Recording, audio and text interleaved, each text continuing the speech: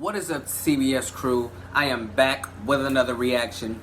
This time we have Creepypasta. Something came from the drain. Creepypasta, uploaded February 25th, 2020. Now y'all already know all the important links will be down in the description. Without further ado, let's get into it. The sound of the lamp shattering on the floor was enough to wake me up from a deep sleep that morning. I reached for the glasses of my nightstand, only to have my senses jolted, quite literally, by the sudden shaking of the ground beneath me. Alarmed, the only thing I thought to do was curl myself into a ball and wait for the earthquake to pass. The entire complex shook as the walls and ceiling groaned around me. I lay there, helplessly, while listening to more of my belongings shatter in the other rooms and furniture tipping over all around me, hoping above all else that the roof wouldn't cave in atop of me. After what felt like the longest minutes of my life, the tremors subsided. My thoughts were a jumbled mess of confusion and panic. Did that really just happen? I jumped out of bed and reached out once more for my glasses, only to realize they were no longer on my stand, but on the floor. To my luck, they were still in one piece. Unfortunately, the same couldn't be said for the number of my belongings that hung on the walls.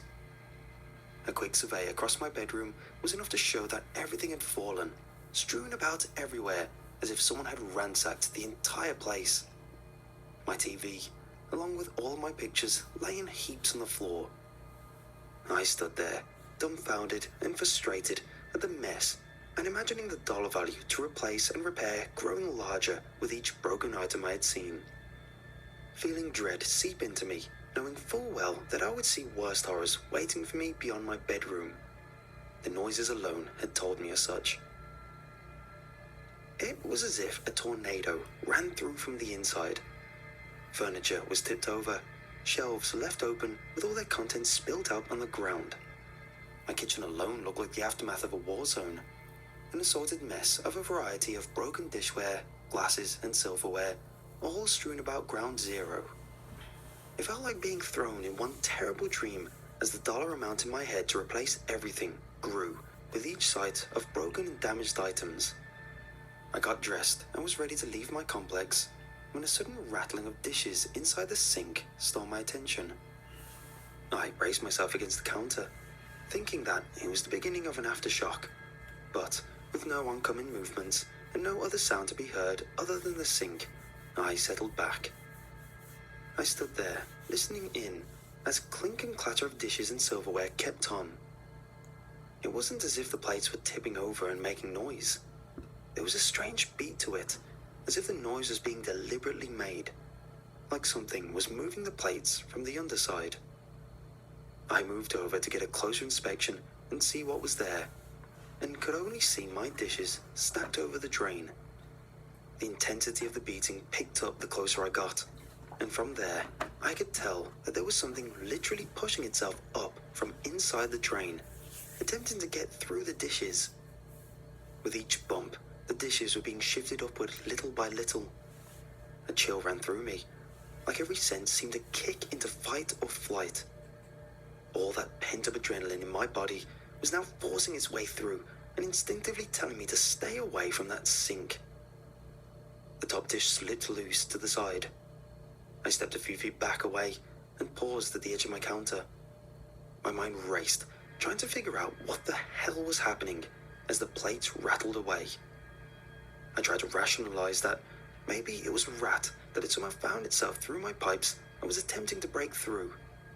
I quickly grabbed one of those steak knives from the floor and poised myself, waiting over the sink and hoping above all else that the rattling would stop. Another plate shook loose from the pile. "Come on already," I shouted, more in defense against my own fears as I stood there, knife trembling in hand, and raised over that sink like a statue. Out of everything that's happened, I fully expected whatever was making that sound to suddenly burst through my dishes and attack me. But nothing appeared. After what looked like one last bump, the shuddering seemingly ended with an odd gurgling sound of water bubbling from the drain and a small pool of water rose around the base of the bottom plate. Setting the knife down on the counter, I made one last glance back into it. The puddle seemed to stagnate with no other movement. Whatever had happened seemingly ended right there and then. I moved my hand just above the dishes, thinking to maybe move them away from the train and see the origin of that sound. But I hesitated. It felt like I was hovering my hand over the jaws of some beast, and a feeling came over me that if I were to move those plates, I would feel that bite. I made my way back to my bedroom when a sudden loud knocking on my door caused me to jump back in surprise. "Eric, it's Mrs. Birkin. Are you okay?" I relaxed a bit, hearing a familiar voice muffled through the door. "I'm all right, Mrs. Birkin," I yelled back. I made my way to the front entrance and opened it to find her worried face staring at me. "Oh, thank goodness. I heard you shouting and I wasn't sure. Paul and I were just pulling up to our room when the quake set in, and it just shook everything." I was relieved to find that she was okay as well.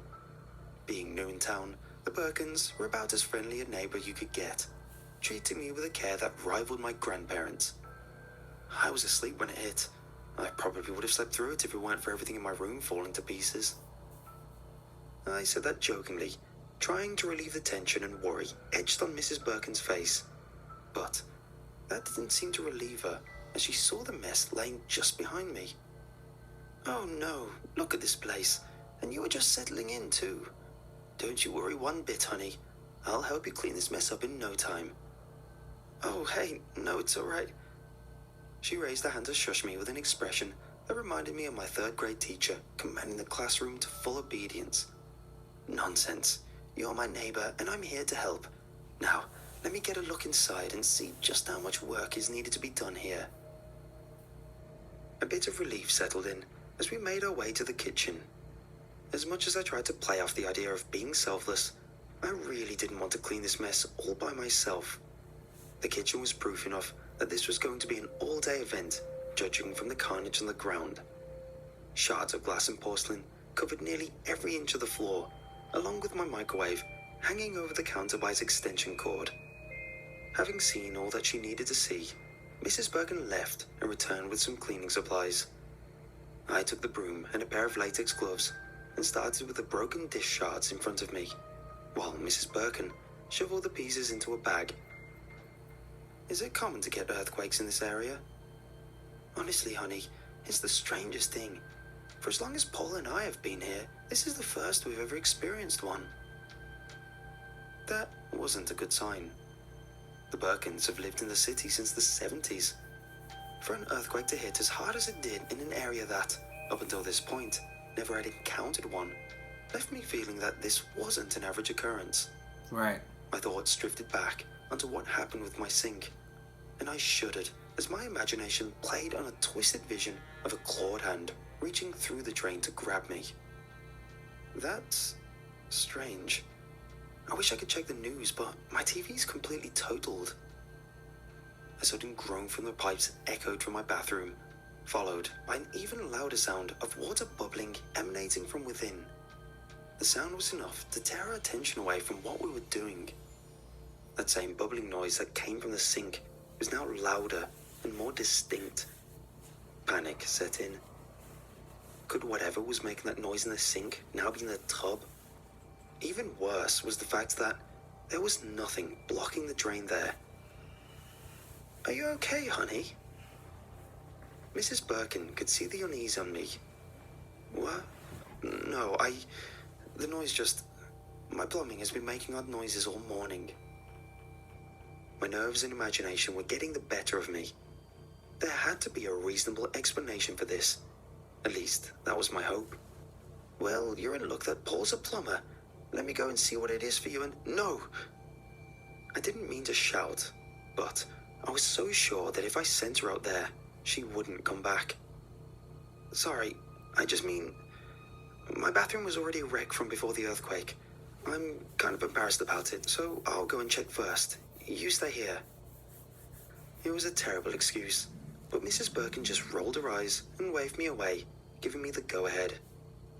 Going into the bathroom, I felt like I was walking into a lion's den, and each step in felt like walking through molasses, as if my own body was working against me from entering in. Armed with a broom, I shut the door behind me with the tub facing directly in front of me. The bubbling had stopped the moment I walked in, but I could see another pool of water had backed up from the drain, same as my sink. At the very end of my tub, where the drain had been, was a tiny black mass, unmoving. I edged my way in closer, leading with a broom, and, upon a closer inspection, I heaved the biggest sigh of relief as I realized it was a tangle of hair covering the drain. The plumbing must have backed up from the quake. I set the broom aside and moved into the edge of my tub. I moved to wipe the hair away with my gloved hand and expected it to come off with ease. There's something more than that. For whatever reason, it stayed there, unmoving, not even an inch from the drain. I'll bet. Save for a few strands of hair separating from the tangle. I gripped it as firmly as I could and pulled, and this time I could see it give, but there was a resistance to it. I pulled even harder, and the strands of hair stretched and bunched even tighter, until at last it separated itself from the drain. The water began to plunge itself back through the drain, as I stood there with a glob of hair no bigger than a baseball in my hand. I made my way to throw it in the trash can, when it suddenly began to quiver in my palm. Two small yellow orbs jutted from the tangle of hair, with what looked like tiny black pupils transfixed right at me. See? I couldn't believe what I was seeing. This thing was alive. I swatted my hand aside, but the glob stuck firmly on the glove. It began to tremble once more as a number of strands protruded from itself and reached itself around my glove, yanking me forward. With my other hand, I tore that glove away and tossed it inside the tub as the glob seemingly enveloped the entirety of it with hair. I stumbled backwards, trying to get back to the door, and fell on the ground. A high-pitched chirping came from the tub, followed by a quick tapping of what sounded like fingernails raced against its walls. I lay there, horrified, as four black, hairy legs curled themselves around the lip of the tub and heaved itself upward. It looked like a twisted version of a tarantula, with two grotesque eyes staring at me from the center of its body. It quivered once more as 5 indentations of what looked like human canines jutted from the end of its legs and leapt off the tub, racing towards me. I screamed at the top of my lungs, thinking I was doomed, when the door swung open.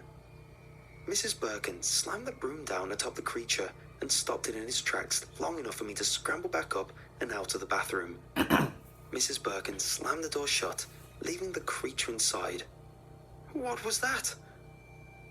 I had no explanation. I doubt any of which would have made sense, given what we had experienced. The bathroom door thudded loudly next to us, and I could hear it clatter up and down the door, attempting to get through. Mrs. Birkin, we need to leave. The handle on the door started to turn. Mrs. Birkin rushed past me and grabbed it, holding it as tightly as she could. Get Paul! Without wasting a second, I ran from the room and through my main entrance to the Birkins. To my luck, their doorway was wide open. I ran inside, calling for Paul, but no answer came back. Why was it wide open? I screamed his name once more, and a chilling response came back to me. Another high-pitched chirp.